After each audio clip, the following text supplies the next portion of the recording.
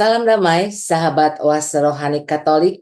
Apa kabar? Semoga Anda semua dalam keadaan sehat serta penuh semangat di hari ini. Tuhan mengasihi kita. Semoga kita menemukan keindahan mencintai dan dicintai. Demikianlah kata bijak dari Paus Fransiskus. Berbahagia sekali karena hari ini kita semua ditemani oleh Romo Diocesan Antonius Yakin Cipta Mulia. Dan saya Benat Marita akan menemani Anda semua sampai di penghujung acara nanti. Marilah kita menyapa salam damai kepada Romo Yakin yang sudah berada di sini untuk Anda semua. Salam damai Romo. Selamat pagi juga Bu Marita. Salam damai juga kepada para pendengar Oase Rohani Katolik. Tuhan memberkati. Amin Romo. Baiklah sahabat Oase Rohani Katolik, marilah kita mulai acara kita dengan sebuah doa yang akan dipimpin oleh Romo Yakin. Marilah kita berdoa. Dalam nama Bapa dan Putra dan Roh Kudus. Amin. Amin. Allah Bapa yang Maha Bijaksana, Engkau menuntun kami dengan sabda-Mu.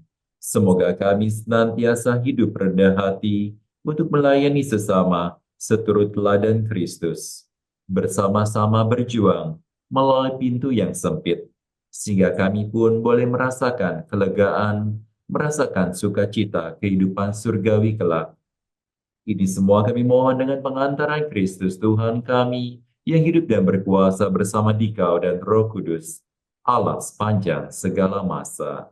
Amin. Amin. Dalam nama Bapa dan Putra dan Roh Kudus. Amin. Sahabat Oase Rohani Katolik, antifon pembuka kita untuk hari ini adalah Allah yang menyelemai hati nurani, mengetahui maksud Roh Kudus, sebab Roh Kudus berdoa untuk umat Allah, sesuai dengan kehendak Allah sendiri. Bacaan dari surat Rasul Paulus kepada jemaat di Efesus. Bab 6 ayat 1 sampai 9.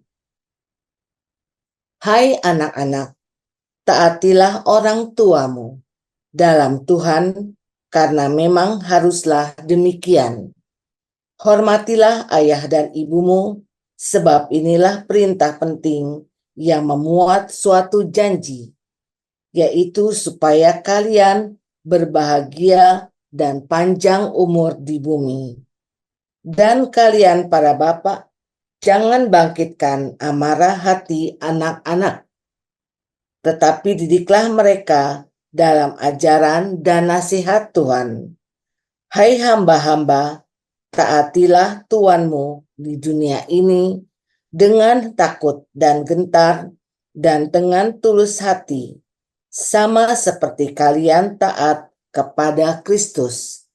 Jangan hanya taat di hadapan mereka untuk menyenangkan hati orang, tetapi taatlah sebagai hamba Kristus yang dengan segenap hati melakukan kehendak Allah.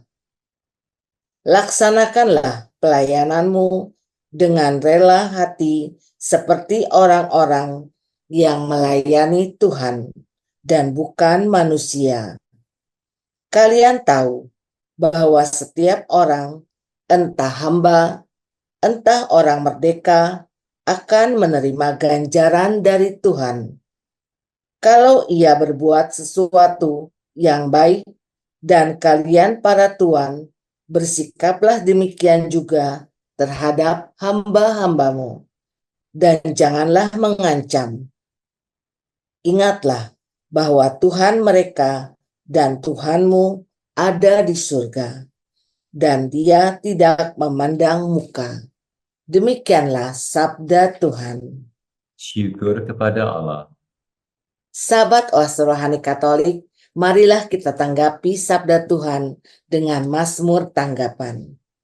Tuhan itu setia dalam segala perkataannya. Tuhan itu setia dalam segala perkataannya.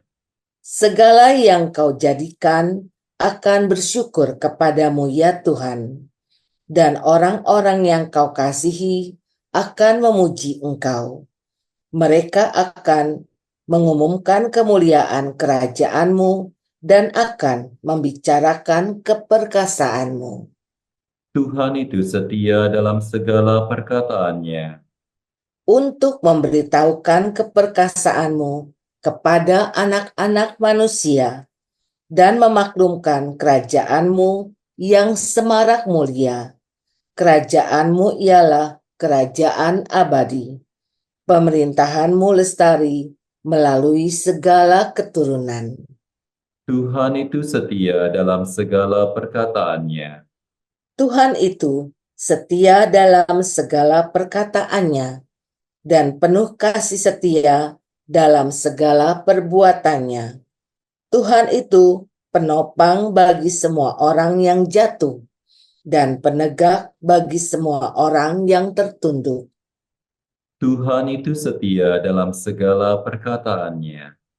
Sahabat Oase Rohani Katolik yang terkasih, marilah kita simak bersama firman Tuhan yang diambil dari Injil Suci menurut Lukas bab 13 ayat 22 sampai 30 akan disampaikan oleh Romo Yakin untuk kita semua.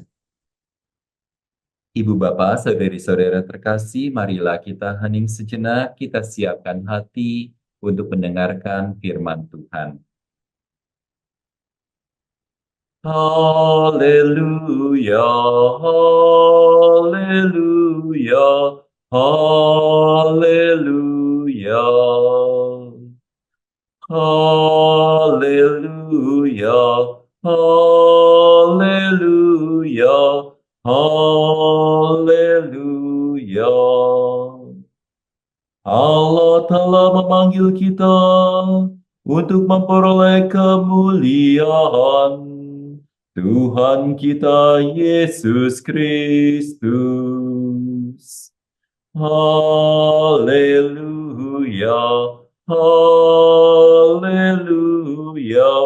haleluya.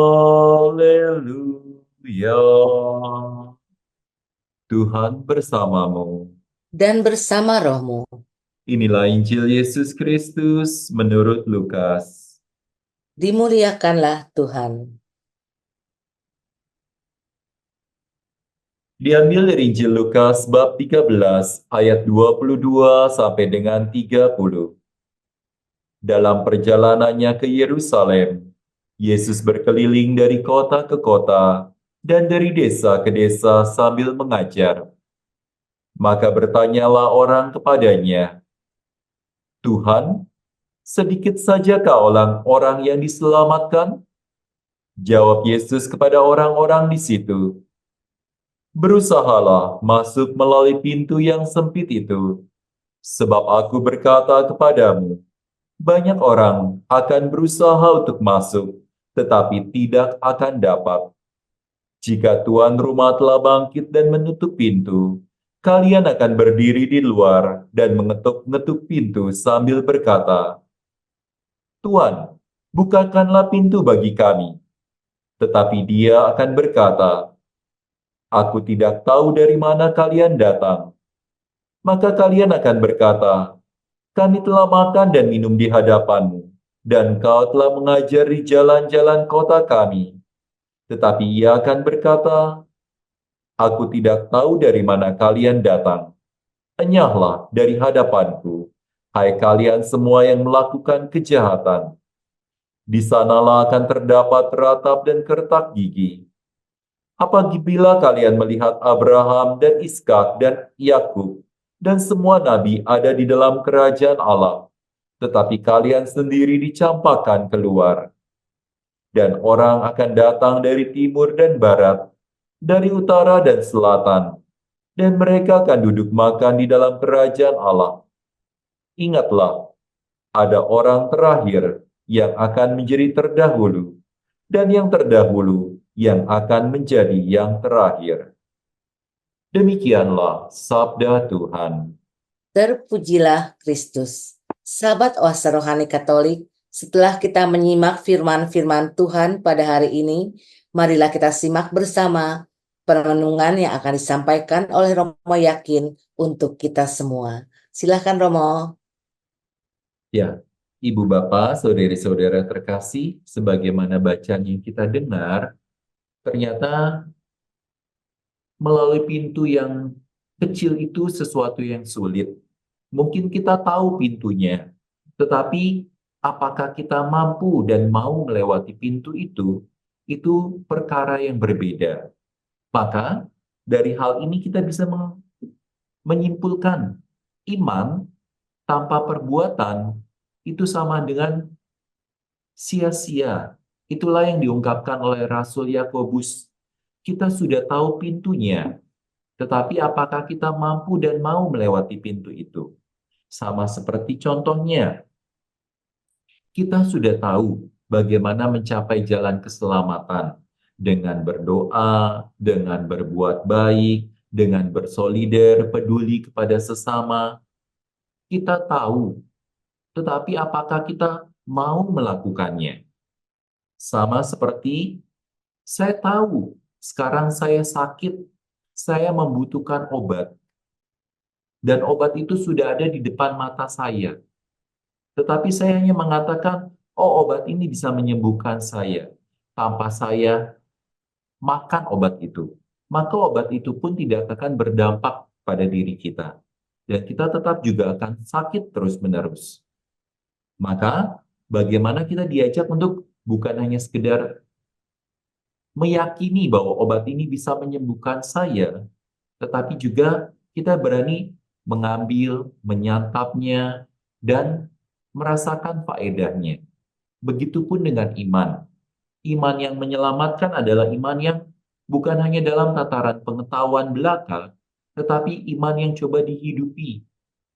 Itulah sebabnya Rasul Yakobus sangat jelas mengatakan, tunjukkanlah imanmu tanpa perbuatan, dan aku akan menunjukkan imanku dengan perbuatan-perbuatanku. Maka, agar kita bisa melalui pintu yang sempit, kita pun diajak untuk berani melakukan iman kita akan karya keselamatan Allah dalam perbuatan-perbuatan nyata. Jangan sampai kita hanya sekedar mengimani itu dalam tataran pengetahuan atau wacana belaka. Seperti itu, Bu Marita. Ya, terima kasih Romo. Romo, perbuatan-perbuatan nyata seperti apakah yang sebaiknya kita lakukan, Romo? Ya, maka dalam gereja Katolik itu ada istilah ora et labora, berdoa dan bekerja.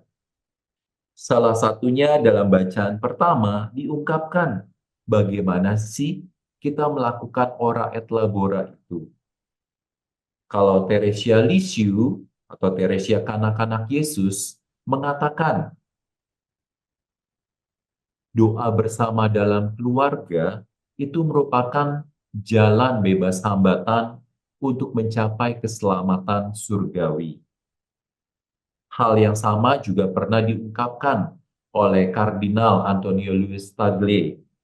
Dia mengatakan bagaimana doa dalam keluarga bukan hanya sekedar mempererat tali kasih dalam keluarga, tetapi juga menjadikan keluarga itu bisa saling memperhatikan, mencintai, hidup dalam kasih Allah, dan bersama-sama menuju eh, kehidupan, meniti kehidupan surga seperti itu. Maka sangat jelas dalam bacaan pertama dikatakan bagaimana kita diajak untuk menghormati ayah ibu, terus bagaimana kita diajak untuk saling bapak-bapak tidak menyakiti hati anak-anaknya, tetapi mendidik mereka dalam ajaran dan nasihat Tuhan, dan bagaimana kita diajak untuk mentaati Kristus. Maka hal itu sangat terwujud nyata dalam doa bersama dalam keluarga. Doa bersama berbeda dengan sama-sama berdoa. Sama-sama berdoa, mungkin saja kita berdoa di tempat yang sama, waktu yang sama, saling bergandengan tangan, tetapi kita nggak tahu doa dari keluarga kita. Kita nggak tahu doa dari pasangan kita, orang tua kita, anak-anak kita. Kenapa? Karena masing-masing saling doa di dalam hati masing-masing. Yang namanya doa bersama adalah saling mengungkapkan doa. Dan pada saat kita mengatakan amin, amin itulah yang mempersatukan kita dalam ikatan kasih Allah. Sehingga akhirnya harapan, keinginan, niat-niat dari tiap pribadi anggota keluarga pelan-pelan menjadi harapan dan niat-niat yang diperjuangkan bersama dengan seluruh anggota keluarga. Pada saat anggota keluarga bersatu, tidak ada lagi yang tidak mungkin. Segala sesuatu menjadi tidak mustahil. Semua sangat mungkin dilakukan karena keluarga disatukan dalam ikatan kasih Allah. Yesus sendiri mengatakan, di mana 2-3 orang berkumpul di dalam namaku, di situ aku hadir, aku ada. Pada saat Kristus hadir, maka bukan kita lagi yang berjuang secara manusiawi, tetapi Kristus juga ikut berjuang demi kita semua. Maka doa keluarga itu menjadi doa yang paling efektif dalam mewujudkan kasih dalam keluarga. Doanya doa spontan, bukan doa hafalan, bukan doa formal saja, tetapi doa yang sungguh-sungguh keluar dari hati, dari hasil memperhatikan. Saya memperhatikan suami saya memperhatikan istri saya memperhatikan orang tua saya memperhatikan anak-anak saya ingin mendoakan apa sih untuk mereka? Doakan tiap pribadi satu-satu. Bukan saya mendoakan semua untuk anak-anak saya, tetapi doakan anak pertama sendiri, anak kedua sendiri, anak ketiga sendiri, sehingga akhirnya mereka sungguh-sungguh merasa disapa. Dan coba latih mereka juga saling mendoakan. Anak-anak juga mendoakan anak pertama, mendoakan ayahnya, ibunya, adiknya yang kedua, adiknya yang ketiga. Begitupun dengan yang lain. Seorang ibu mendoakan suaminya, mendoakan anak pertama, kedua, ketiga. Pada saat kita belajar mendoakan anggota keluarga kita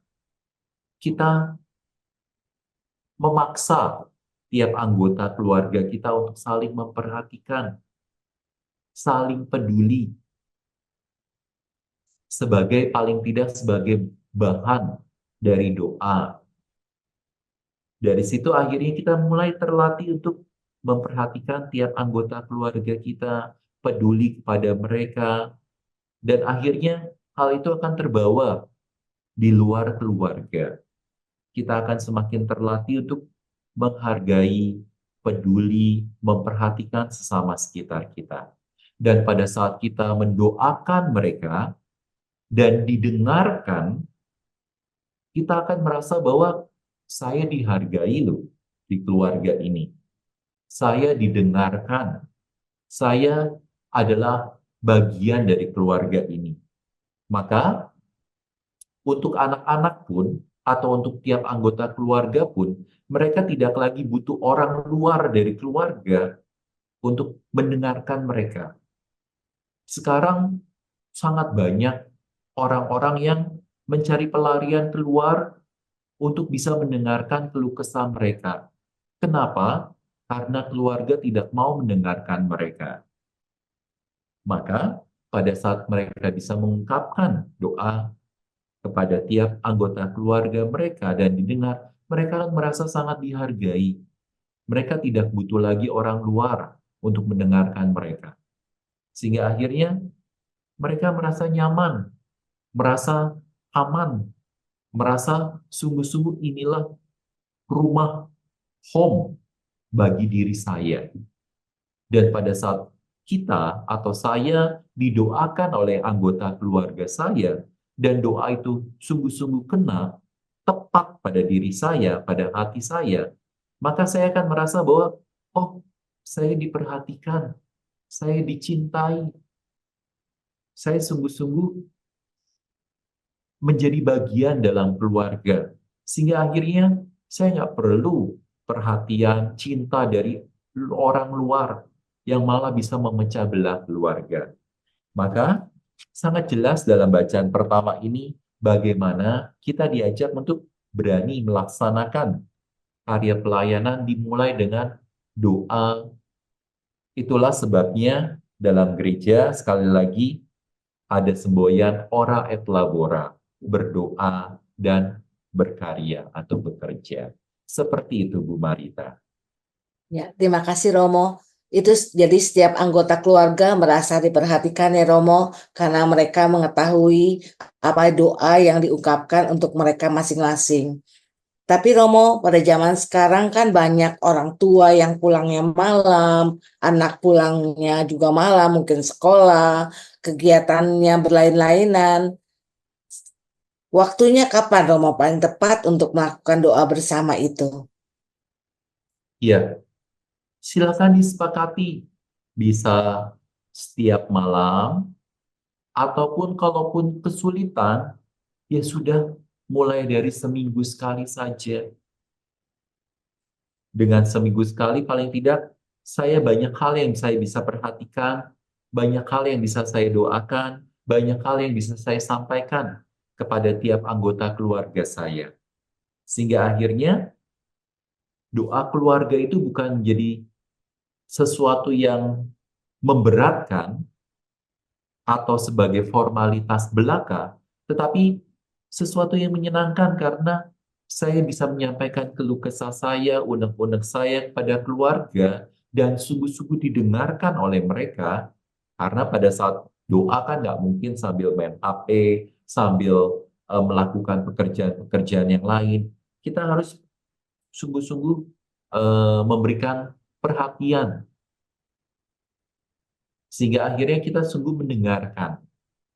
Dan pada saat saya didoakan, saya akan merasakan kegembiraan bahwa saya sungguh-sungguh diperhatikan, dicintai, diterima di keluarga. Seperti itu. Terima kasih Romo.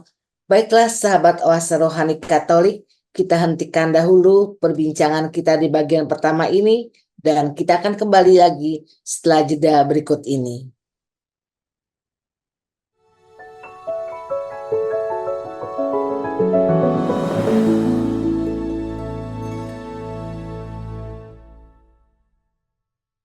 Sahabat Oase Rohani Katolik, kembali kita berjumpa dalam siaran Oase Rohani Katolik hari ini. Bersama Anda masih ada Romo Diosesan Antonius Yakin Cipta Mulia dan saya Benarit Marita akan menemani Anda semua sampai di penghujung acara nanti. Bagi Anda yang mau bertanya, mengirimkan usul atau saran, silakan Anda kirim ke alamat email kami orkkaj2021@gmail.com atau Anda dapat kirim WA ke nomor 0881 0251 33438. Baiklah sahabat Oase Rohani Katolik, kita kembali ke Romo Yakin untuk menyimak permenungan di bagian kedua ini. Silakan Romo.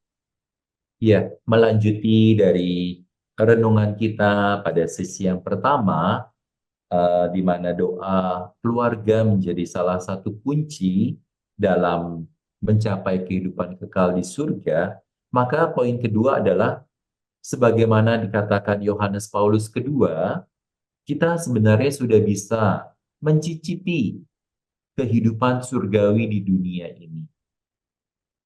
Caranya sangat jelas. Kalau ditanya kepada ibu bapak, siapa yang mau masuk surga? Semua pasti mau.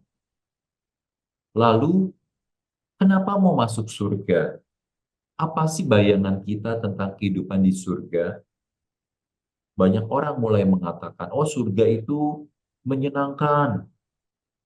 Orangnya ramah-ramah, orangnya saling membantu, orangnya apalagi saling mengampuni. Ya sudah, lakukanlah itu sekarang ini, di sini, di keluarga ibu bapak, saudari-saudara. Jangan nunggu nanti kalau sudah masuk surga. Artinya, kita bisa menghadirkan surga dalam keluarga kita. Apa yang kita bayangkan tentang surga, hadirkanlah itu dalam keluarga kita. Kenapa hal itu seperti itu? Apa bisa seperti itu? Konon, ini sebuah kisah saja sebagai analogi, ada seorang yang pernah dibawa malaikat ke neraka dan ke surga. Nah, pertama-tama orang itu dibawa ke neraka oleh malaikat tersebut. Bayangan tentang neraka itu yang adalah panas, gelap, penuh penyiksaan, ternyata berbeda.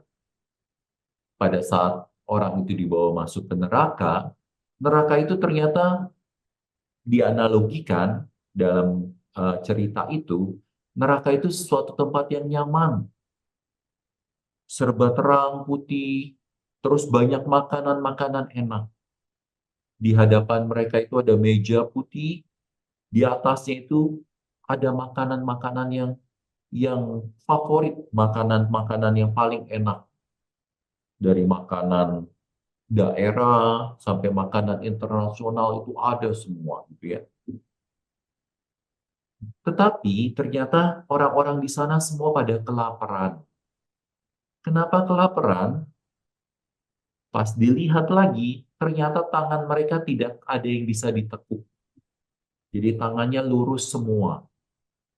Karena lurus semua, setiap kali mereka ambil makanan, mereka nggak bisa nyuap ke mulut mereka sendiri. Sehingga akhirnya mereka hanya sekedar melihat makanan itu, bahkan sampai menelan ludah sendiri atau ada yang berliur gitu ya. Tetapi mereka nggak bisa makan karena mereka hanya sekedar melihat makanan itu, tetapi tidak bisa memasukkan makanan itu ke mulut mereka karena tangannya nggak bisa ditekuk. Sehingga banyak orang, walaupun ada makanan enak di depan mata mereka, mereka semua kelaparan. Itulah kondisi neraka. Sedangkan kondisi surga, setelah dari neraka orang itu dibawa ke surga. Di surga, ternyata tempatnya mirip sama percis. Ruangannya terang, putih, adem, nyaman, ada meja putih, terus di atasnya itu banyak makanan-makanan yang enak. Dan ternyata tangan mereka juga nggak bisa ditekuk semua. Tetapi mereka bisa makan dengan riang, dengan gembira, mereka sambil tertawa, bercengkrama, mereka bisa menyantap apapun yang mereka suka. Apa yang membedakan? Ternyata di surga, mereka setelah mengambil makanan, mereka tidak menyantap untuk diri mereka sendiri, tetapi mereka memberikan kepada sesama yang lain, saling menyuapini, saling bersuap-suapan. Saya ambil makanan dan makanan itu saya berikan kepada sesama sekitar saya. Dan saya pun juga mendapatkan makanan dari sesama saya. Itulah yang membedakan antara surga dan neraka. Pada saat kita mau menciptakan neraka, mudah.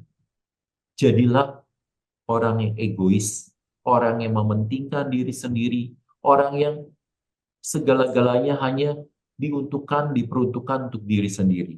Maka, cepat atau lambat, keluarga ibu bapa, komunitas ibu bapa akan menjadi komunitas neraka.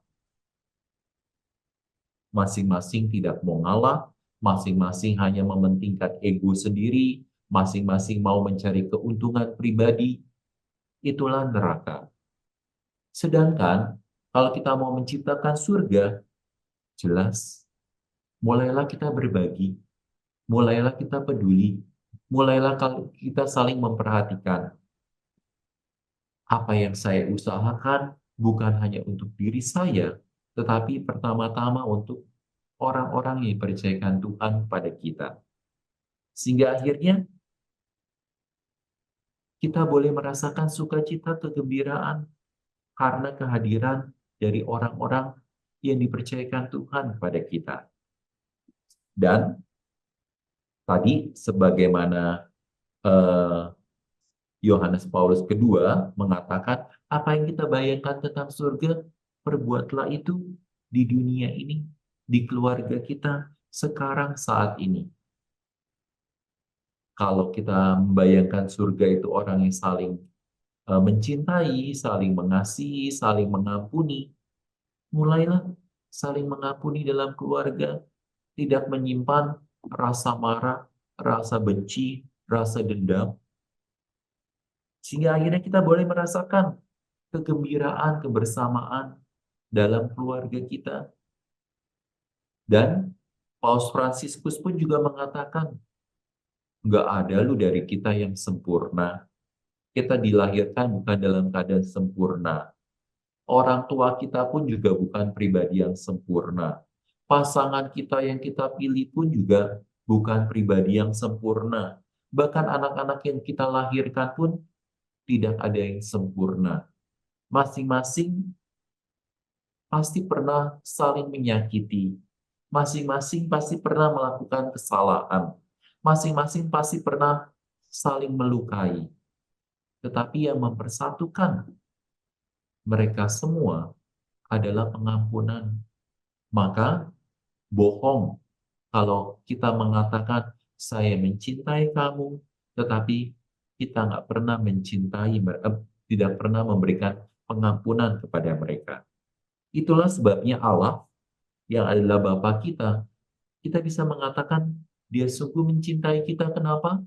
Karena dia senantiasa bukan hanya sekedar memberikan kita anugerah berkatnya, tetapi yang paling utama adalah Allah yang senantiasa mengampuni kita selama kita mau membuka diri, membuka hati, menerima sakramen tobat, rekonsiliasi, sehingga akhirnya kita diampuni dan kita pun relasi kita dipulihkan dengan Allah sendiri. Allah tidak pernah memikirkan dosa-dosa kita. Allah nggak punya urusan dengan dosa-dosa kita. Yang ada urusannya adalah, yang dipedulikan Allah adalah diri kita, anak-anaknya yang sungguh dicintai. Maka seberapa besar pun dosa kita, seberapa besar pun kesalahan kita, itu tidak lagi sebesar kemurahan hati Allah dalam mengampuni kita. Kuasa pengampunan, kuasa kasih Allah melampaui segala dosa-dosa, segala kesalahan-kesalahan yang kita perbuat. Kenapa? Karena kita sangat berharga di mata Tuhan. Seperti itu, Bu Marita. Terima kasih Romo. Alangkah indahnya Romo ya kehidupan di surga di mana orang saling berbagi, mengasihi satu sama lain dan saling mengampuni sehingga terjalin kerjasama yang baik dan dapat semua dinikmati oleh semuanya. Tuhan kita memang sungguh luar biasa Romo. Romo, adakah pesan-pesan Romo untuk sahabat Oase Rohani Katolik dalam siaran Oase Rohani Katolik hari ini Romo? Ya, Ibu Bapak, saudari-saudara terkasih, jangan pernah merasa takut atau malu atau merasa tidak layak di hadapan Allah. Kita memang berdosa, kita memang bersalah, kita pernah melakukan dosa-dosa. Tetapi yang paling penting adalah bagaimana kita menyadari kerahiman, belas kasih Allah yang melampaui segala dosa-dosa kita. Marilah kita membuka diri, membuka hati kita kepada belas kasih Allah. Sehingga kita pun boleh merasakan sukacita, cinta Allah melalui pengampunan. Dari pengampunan itulah kita belajar untuk juga mengampuni sesama kita, mulai dari keluarga kita. pada saat hati kita damai, hati kita tidak lagi diliputi oleh rasa bersalah atau rasa dendam, kita mulai bisa memperhatikan sesama kita, khususnya keluarga kita, di dalam doa-doa kita. Maka doa bersama itu juga menjadi kunci bagaimana kita belajar untuk saling peduli, saling bersolider dengan sesama. Sehingga akhirnya kita pun boleh menampilkan wajah kerahiman Allah. Kita pun boleh diakui lagi sebagai anak-anak Allah yang dicintai, yang sungguh-sungguh eh, anak-anak Allah yang sungguh-sungguh berharga di matanya. Sebagaimana Kristus, saudara sulung kita berkat baptisan sudah menjadi anak-anak Allah, dan kita pun diajak untuk berani mewujudkan jati diri kita sebagai anak-anak Allah. Seperti itu, Bu Marita. Terima kasih Romo. Baiklah sahabat Oase Rohani Katolik, dengan demikian usahlah jumpa kita dalam siaran Oase Rohani Katolik hari ini. Maka Romo Diosesan Antonius Yakin Cipta Mulia dan saya Bernadette Marita untuk pamit dari ruang dengar Anda. Kami mengucapkan salam damai, tetap semangat dan tersenyum. Kita tutup jumpa kita dengan sebuah doa dan berkat Tuhan melalui Romo Yakin. Ibu Bapak, saudari-saudara terkasih, marilah kita siapkan hati untuk menutup renungan kita dengan doa. Marilah kita berdoa dalam nama Bapa dan Putra dan Roh Kudus. Amin. Amin. Allah Bapa sumber kehidupan, kami sungguh-sungguh bersyukur atas rahmat kasih-Mu yang telah mengangkat kami menjadi anak-anak-Mu. Semoga kami pun boleh mewujud nyatakan pengangkatan kami sebagai anak-Mu dengan meneladani Kristus, saudara sulung kami, dengan berani bersolider, saling peduli, dan semakin terbuka terhadap rahmat kasih-Mu, khususnya rahmat pengampunan yang Kau curahkan dalam hidup kami. Sehingga pada saatnya nanti, kami pun boleh bersama-sama berjalan ke rumah-Mu, kerajaan surgawi, bersama dengan orang-orang yang kami cintai, bersama dengan mereka yang Kau percayakan kepada kami. Ini semua kami mohon dengan pengantaran Kristus, Tuhan kami. Amin. Tuhan bersamamu. Dan bersama rohmu. Rahmat, berkat, dan penyertaan Allah yang Maha Kasih senantiasa tercurah dalam hidup kita, dalam diri mereka yang kita cintai, keluarga kita, orang-orang yang kita doakan dan kita layani, Bapa dan Putra dan Roh Kudus. Amin. Amin. Terima kasih Romo. Baiklah sahabat Oase Rohani Katolik yang terkasih, sampai jumpa lagi di siaran Oase Rohani Katolik berikutnya. Tuhan memberkati.